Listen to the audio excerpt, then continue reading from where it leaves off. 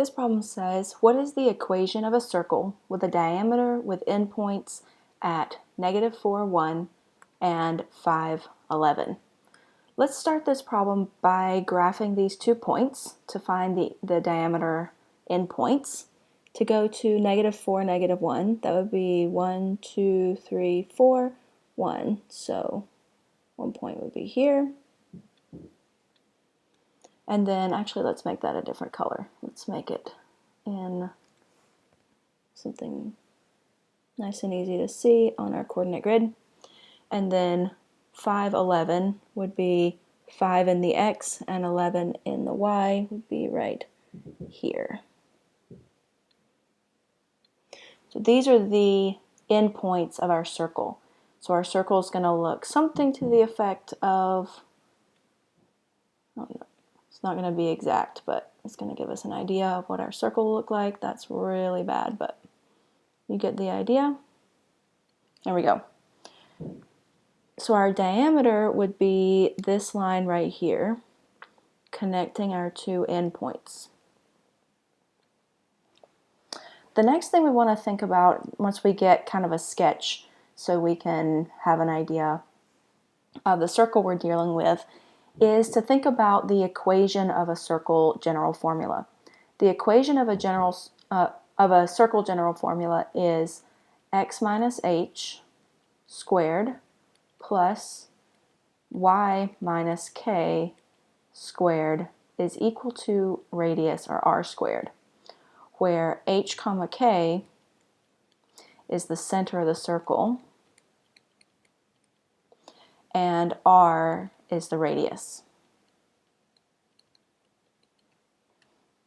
So if we find our h comma k, which is the center of our circle, and we find our r, which is our radius, we can plug in those numbers and that will be the equation of our circle.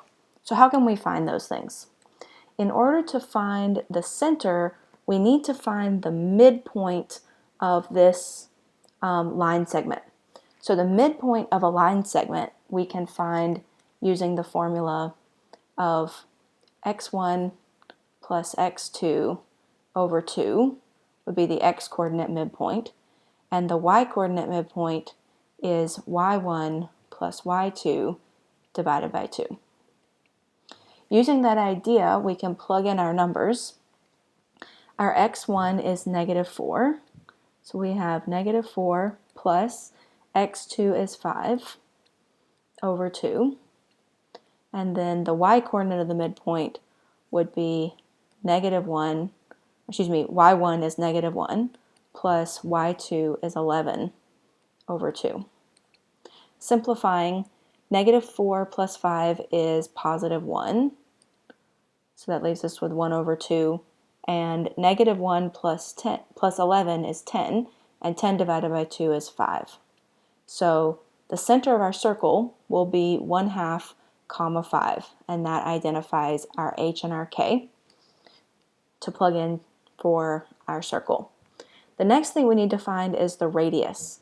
So the radius is not the full diameter, but half of the diameter. So we need to go from the midpoint to the end, and that will be the length of our radius.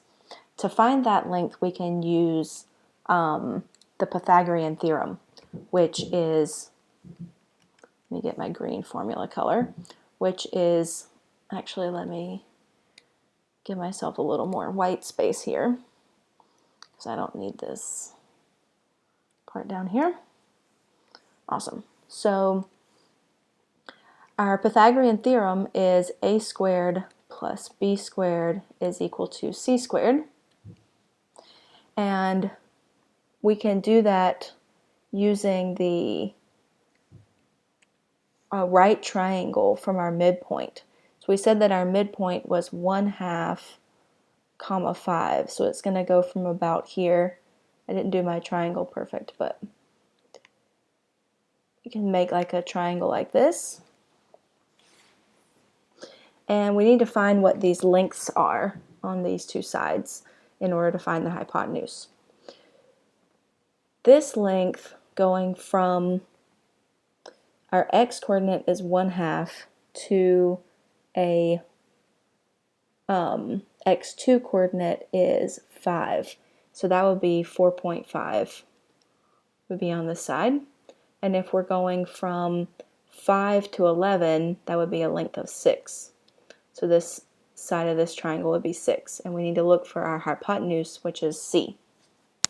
Plugging in these numbers, we can get 4.5 squared plus 6 squared is equal to C squared. And grabbing my calculator, 4.5 squared plus 6 squared is 56.25. That's equal to our hypotenuse squared. So then to find the hypotenuse not squared, we need to take the square root of both sides, and I get that to be 7.5. So this length would be 7.5. That's from the midpoint to the endpoint. That would be our radius. So that would be our R in our formula. 7.5 is equal to R. Taking our H and our K and our R and plugging it into our original formula, we get the final answer to be x minus the x coordinate of the center would be 1/2 squared plus y minus the y coordinate of the center is 5 is equal to 7.5, the radius squared. And then if we take our radius and we square it, we get back to our 56.25 number. So we can simplify it down to x minus 1/2 squared plus y minus 5 squared, I left off a square here, is equal to 56.25 for our final answer. That would be the equation of our circle. Okay, well, I hope this video was helpful for you.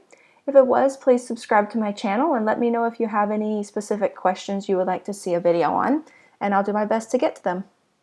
Thanks for watching.